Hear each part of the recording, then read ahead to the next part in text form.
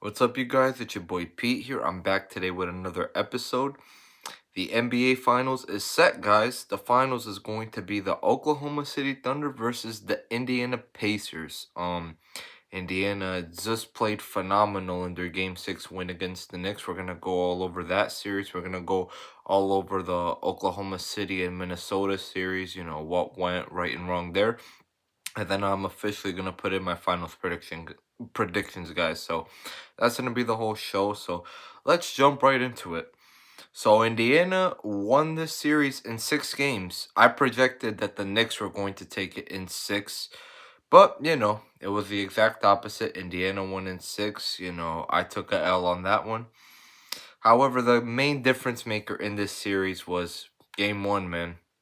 If the Knicks hadn't blown that game, this would have been an entirely different series. But they choked badly.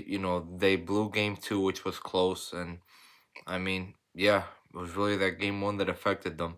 But if I'm the Knicks, though, I'm confident with the squad moving forward.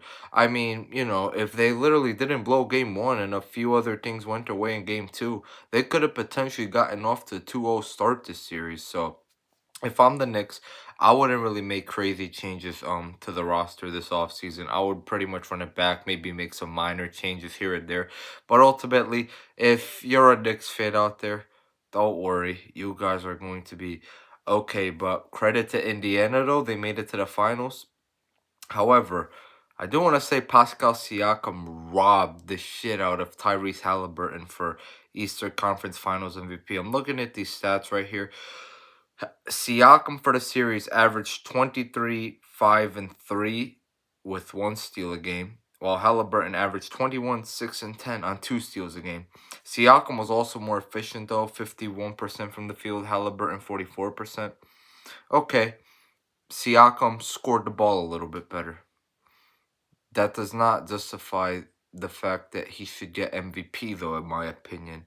I mean, Halliburton is clearly the engine of the team. He's always there in the clutch, and he sure as hell was there in the clutch tonight. I mean, the dude literally had 8 points heading into the fourth, and he finished the game with 21. He's been one of the most clutch players all year. I think Hallie should have won the MVP, but Siakam won it instead. Robberies happen. Sorry that happened to you, Hallie. If you guys win it all, hopefully you get the Finals MVP instead. But yeah, that covers it for the Pacers. Let's move on to OKC and Minnesota. Edwards, you're garbage as fuck. You're straight up garbage. Minnesota will never ever win anything for as long as you're the franchise player.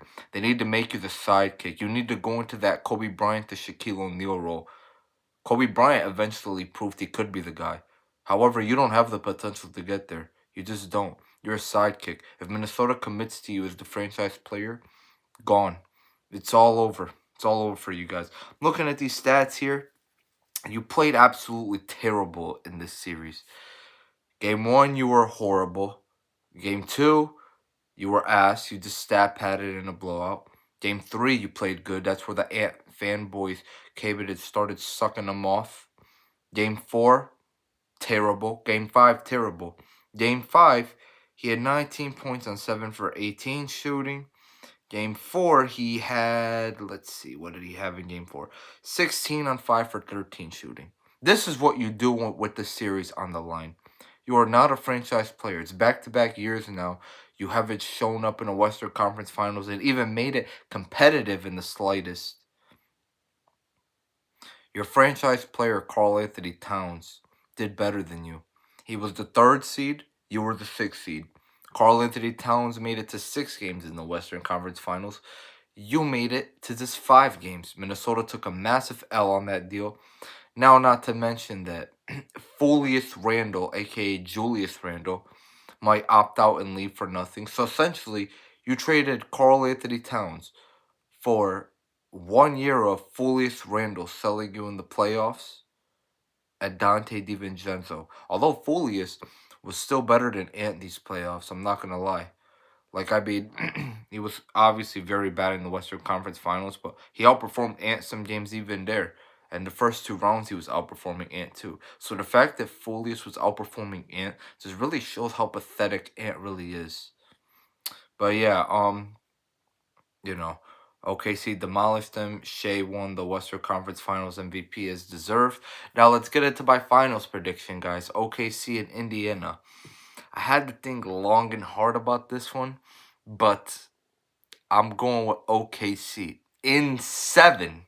I wanted to say OKC in 6, but I really don't think Indiana's the type of team to lose a home game at game 6, because that would be the game they're home. And then game 7 would go back to OKC, and I think OKC would just close it up on their court. So, yeah, I mean, I personally think Indiana is the best equipped team to play OKC currently, but I still think OKC is, just better, and they're going to win. The problem with Indiana is that because they're so well built, you can't specifically double team anybody, really, because their best player is a pass first player in Halliburton. He's also good enough to cook you in isolation. So if you play him one on one, he's cooking you. If you double team him, he's picking it apart. And he's also surrounded by a bunch of 3-and-D guys. So you kind of have to just play everybody one on one and hope for the best. But OKC, they probably have the best defense in the league. They have defenders everywhere. You know, honestly, I take both these teams' best possible matchups in the whole NBA are each other. That's why I also have the series going to 7 games. Hopefully, it is a 7-game series, guys. I've been tired of these NBA finals since 2016, man. It's just been a bunch of mediocrity. We need that Game 7 vibe back. Growing up, I watched the 2010 finals where, Kobe won his 5th title against Boston in Game 7. Then LeBron and Miami beat San Antonio in Game 7. And then the 3-1 comeback in 2016. We need that type of a finals vibe back. I think the way these two teams match up could potentially give it to us. Potentially. But yeah, I think OKC is going to close it up in 7 personally. And I got Shea Gilgeous-Alexander winning finals MVP again.